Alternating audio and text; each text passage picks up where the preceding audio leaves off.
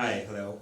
Hi, my name is Yash, and I'm from 40 Views, from the marketing department, and today I'm here to talk about bridging real emotions and digital narratives with volumetric video. So, how many of you out here have heard about volumetric video? That's an improvement from last year.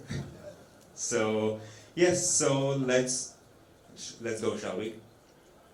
So the first thing that I would like to talk about is storytelling. So over the years, storytelling has been an art form, right? We started with oral storytelling. People talked to other people, to their children, and passed on stories. We moved on to photos. We moved on to film. So what's next? The only logical thing that we see now is XR.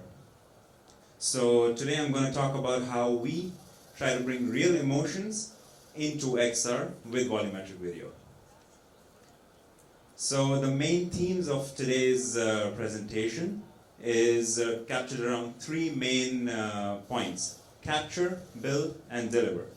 So capturing human performances is the principle of what we do, and then building them into a narrative, into a storytelling experience that people can enjoy across different mediums is also something that we do, and then delivering them to all of them is also what we're going to explore. So let me start off by telling you a little bit about who we are, so the company. So we're based in Grenoble, France, which is in the French Alps, so lots of wine and cheese, and lots of pastry, of course. So we are based. We were founded in the INRIA, which is a national research institute for digital sciences, back in 2007. So we were one of the first people to introduce this to the market, and we've been perfecting the technology ever since. So what we like to do is we like to help content creators and filmmakers and entrepreneurs in the XR space build high quality premium content. So when we say premium content, there are 3 steps to building this premium content, and there are 3 steps to our ecosystem as well.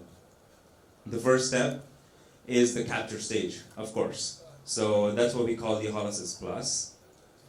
Then building the narrative. So you need tools, right? So you want to build your story. You want to talk about how it progresses, about telling a story. So we do that with our editing tools, which is 4DFX and 4Decoder. We'll go through that. And the story is nothing if your consumers can't see it. If it doesn't reach the audience that you want it to reach, it's useless, right? So there's no point to it. So we're going to go through each of these individually, bit by bit, and then I'll show you some of the use cases of the virtual storytelling that we've done. So the first step is obviously the capture stage, which is the Holosys, what we call the Holosys. There are 3 steps, which is the control, the acquisition, and the processing and storage. So the control is basically where we operate the studio. The acquisition is the capture stage, and the processing is where the recorded video is transformed into volumetric video. So it looks something like this. So let me show you how it actually looks, right from the acquisition to the volumetric. So on the left-hand side, we have a 2D video of one of our colleagues. He's inside the studio, and then you can see that it's in volumetric as well. So meshes and texture. So that's the core of volumetric video. So what the camera does here is that it records him from all around. There's 48 cameras all around him. And it's seeing him from each and every angle. And it starts to build a mesh, and on top of that it creates a texture. So you can see here that you don't need any special suits, any markers. You can just go as you are. You can go in a regular clothing. You can go and record yourself, sing, dance, whatever it is that you want to do, and have a 3D asset at the end of the day. So where would we do this? So we've been doing this since 2007. So we have more than 22 studios all around the world. No matter where you are, you can try to find a studio that's close to you and go build some content. So a lot of content creators come to us and they ask us, okay, how do we get started? You know, like we have no idea. So these are the main steps. So we're gonna go through the simple workflow, which is pre-production, production, and post-production. So the first thing that we like to encourage people to do is to go online and check out our creators platform. So what we like to put online is a lot of our sample data, and we like to encourage our creators to have a shot list. A shot list basically consists of a storyboard where you can build your story and see how it is going to look at the end of the day. So you can start planning your production, and that's how you go through pre-production. So it's finally D-Day. You get to the studio, and you start testing your things, and you start filming, right? So the main thing that you want to do is follow the team's guidance. So we try to make it as easy as possible. You get to shoot previews, and what you shoot is what you get. That's the main thing that we need to understand. And once you're done filming, we can start with the post-processing pipeline, which is editing with 4DFX to build your narratives.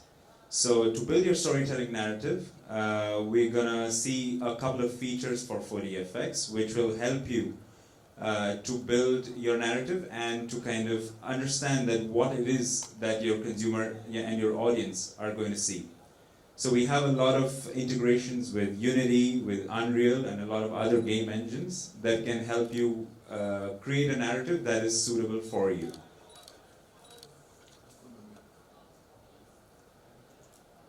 So some of the editing tools that we have can help you build transitions, for example, to seamlessly switch between volumetric videos. So here we have 4 volumetric videos that we've stitched together, and the movement is so seamless that you can't even tell.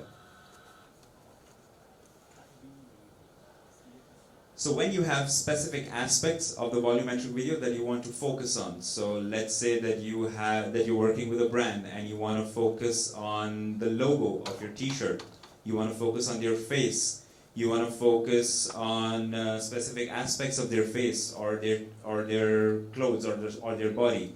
So we can target specific parts of the body and make sure that that is in focus while the rest of the data can be compressed so that it makes it easier to deliver to your consumer.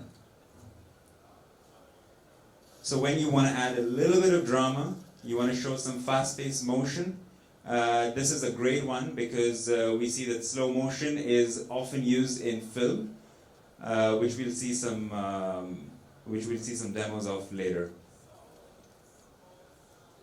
When you're feeling a little bit of nostalgia for the 90s, we decided to add a little bit of low poly effect. This has been a classic use case in a lot of our music videos. So what this does is it alters the mesh.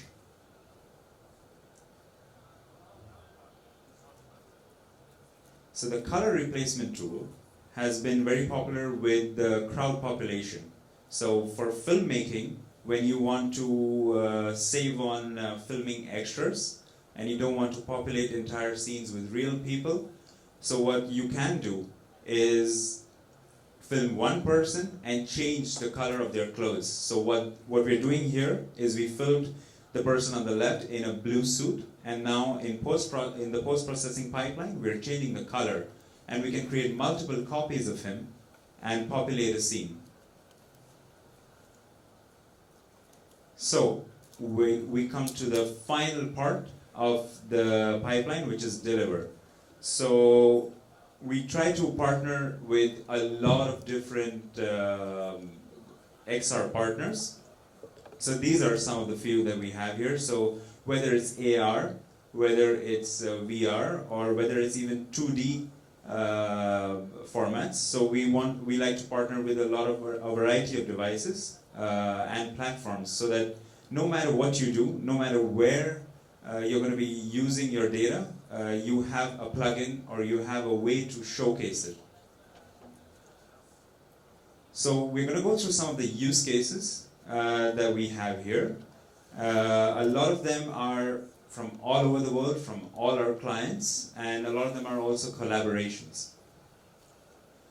So the first one that I would like to go through was a very special one that we did with Novaya, and it was a collaboration between our Taiwanese studio and us in France.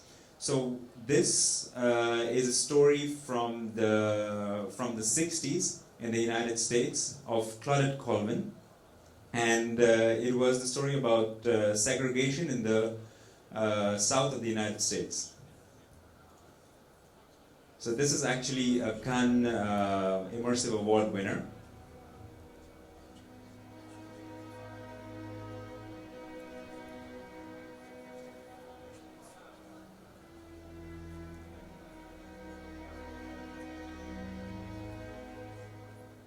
Now it's happening. You're starting to live, think, and breathe like a black person in 1950s Alabama.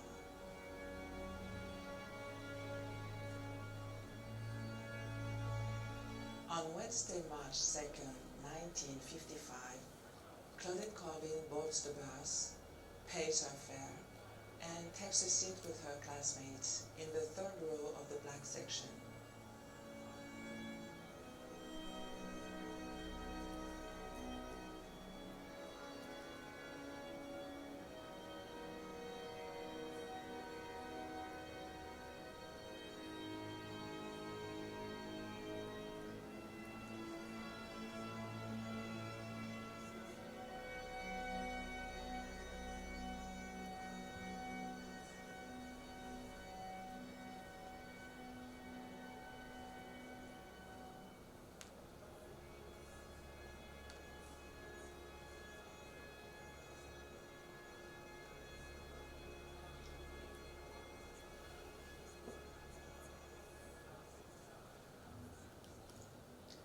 So this one has actually won the Cannes Immersive Award this year, and so what we did was we filmed partially in Taiwan and in France.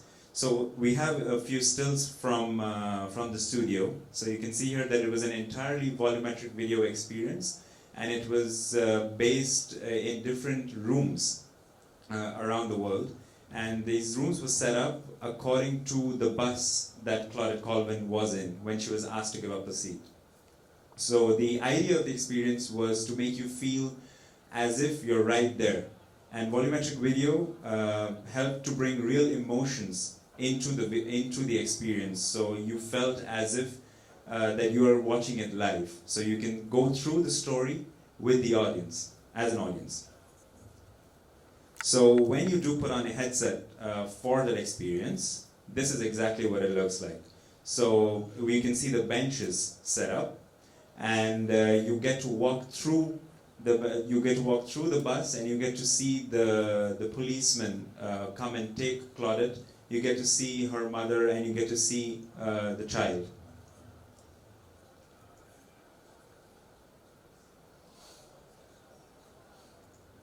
So the next one, what I would like to show you is VR gaming.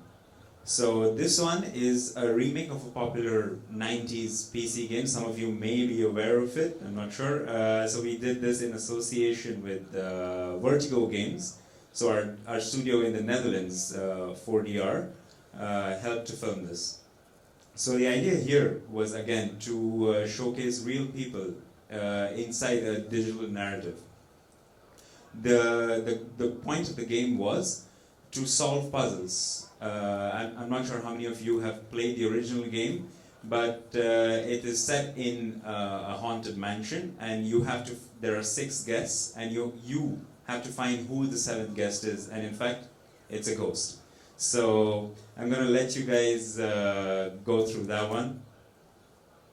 So this is how it looked behind the scenes. So we have a few stills from the actors. So that's a very creepy shot of one of the actors. So what they did was they filmed each of them individually and placed them in the scene in Unity to build the experience, to build it for VR.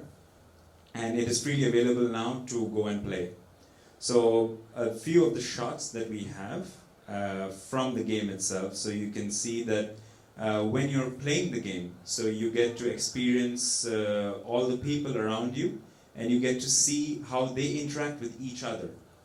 And eventually, during the game, they can interact with you as well. So there are possibilities for you to understand how volumetric video can interact with the audience as well. So this is a very popular one, a series of documentaries on French television to showcase how climate change is affecting us. So this was a 2D video format, of course, since it's on television. And he filmed it across different environments. So he filmed himself in one of the studios that we have in Paris, and the environments were built in Unreal Engine. So the goal of the documentary was to show how different periods of the Earth's history, like the Industrial Revolution and/or global warming, and how it's affecting the climate today.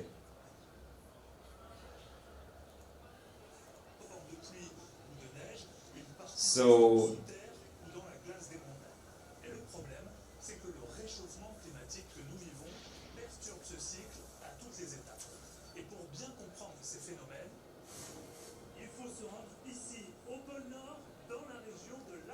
So as you can see, it is possible to put yourself in different scenarios when you want to show that, okay, it is possible to explain how the story progresses.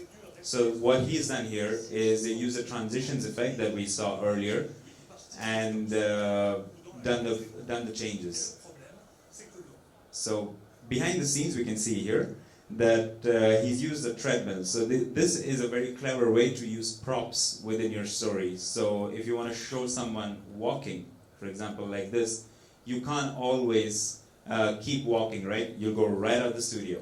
So the idea is that you keep walking in one place. So we set up a treadmill for him, and it just shows him constantly walking in one place, and we use that to show him walking across different terrains and do the transitioning. So this is the one we're all here for. Has anybody seen the trailer for the latest Francis Ford Coppola film, Megalopolis? Okay, so I'm gonna play a section of it for you guys. And I have one question for you guys. I would like you to spot where the volumetric video is.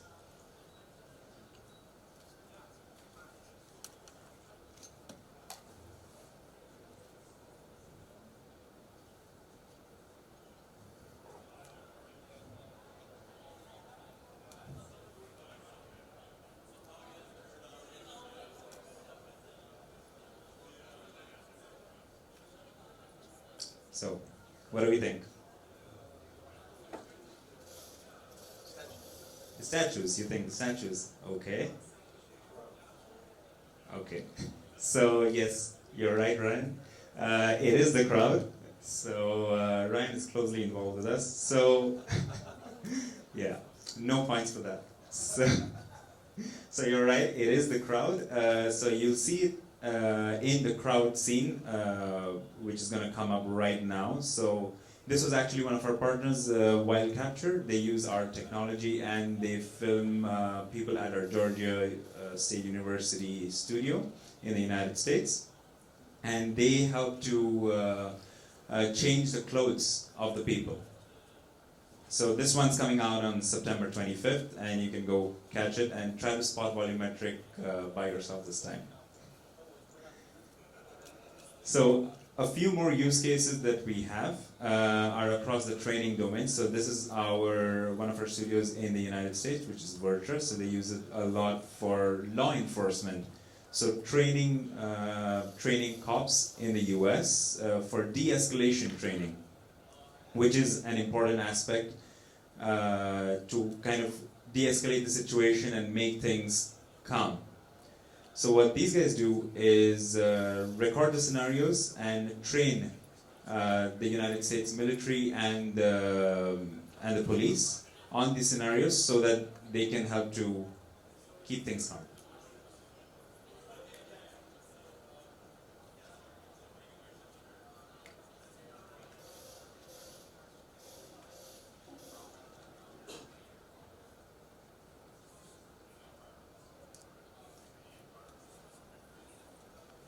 Bit short in time, so I'm going to move on.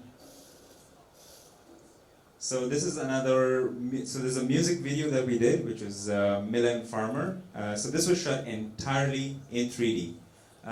She came to our studio and filmed all her stills, and the 3D asset was then moved to Germany, and all the post-processing work, all the environments were built around her. So she was filmed exactly like this in an outfit, and the environment was built around her. So this was a 2D shot. So we also have applications in the sports domain, wherein we can film gestures of sports stars. So and then move them onto 3D displays, onto AR and VR applications. So this was a partnership that we did with Roland Garros, or more colloquially known as the French Open, where we recorded the gestures and which were then used to teach upcoming students. So to sum it up, so what we are trying to do is remove the barriers to entry for content creators. To start telling stories, there is a need for someone to provide resources, and that's what we are here for. So we like to say that there is a learning curve, but not as much. So we provide creators with the data that they need to create the proof of concepts, right? Because nobody's going to believe you without a proof of concept. So we try to create a workflow that works with the existing workflows, so you don't need to work extra hard, you know. And we built a repository of everything that you need, from the data to the plugins to the editing software, and all the tutorials that you need to get started, so you have no problem to get started. So here's a link to our creators platform, if you'd like to note it down. And yep, that's it from me. If you have any questions, we have 2.5 minutes.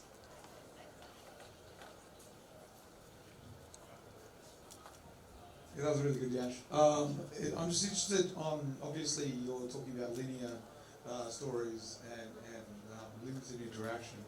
Are you guys starting to explore how generative AI will influence volumetric video? So as in like taking those meshes and then adding an interactive element to it, back and forth? So generative AI, yes, that's a good question, but we still believe that real emotion is going to shine through. So for AI, we like to think that we would like to use it in parts of the pipeline, not the entire thing. You know, so right now, yes, AI is in trend. So we do understand the importance of it, but we would like to use it only for parts of the pipeline and not the entire thing. You know, so yeah.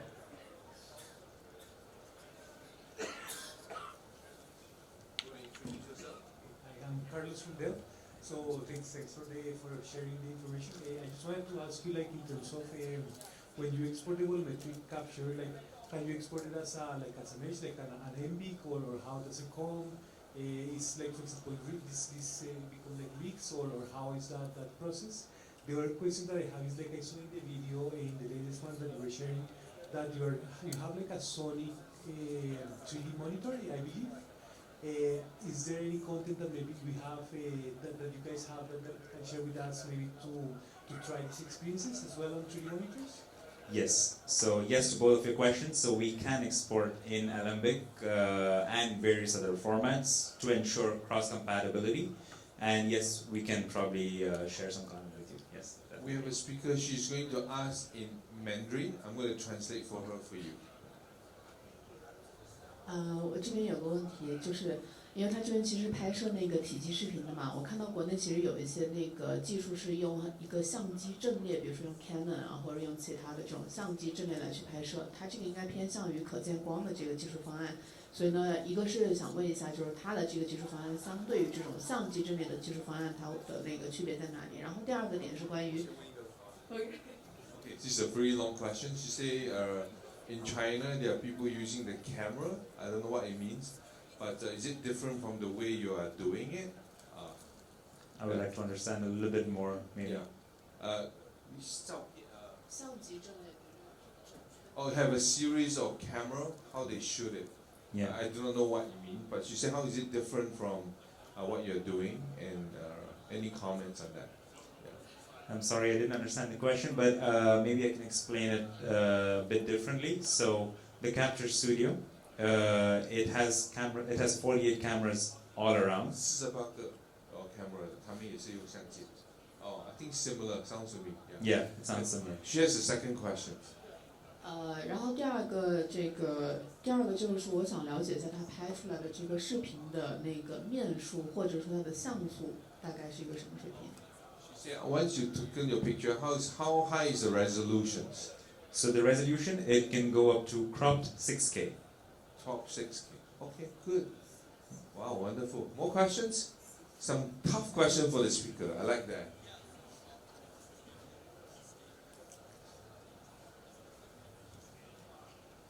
Hi. Hi, I'm Kai from Meta. So I saw earlier that you had a video showing the transitioning the characters like clothing, and you mentioned that you use the stitching method to achieve that. So I'm wondering, can you go into a little bit more detail about how this stitching is performed, and also is that applicable for like non-linear contents where you can stitch like different sets of animations together? Yes, so the transitions video that you saw was actually 4 people dressed in 4 different outfits, right? So what we did was we captured him walking or just moving a little bit. Each time the movement was the same in different clothing. So are you familiar with Photoshop, with Premiere Pro? So for the effects it's similar. So what you can do is put different content in different slabs, linearly. So you can then use a transition between the 4 videos and make it seamless. So, and to answer your second question, yes, you can transition from, let's say, one person to another person. It is possible.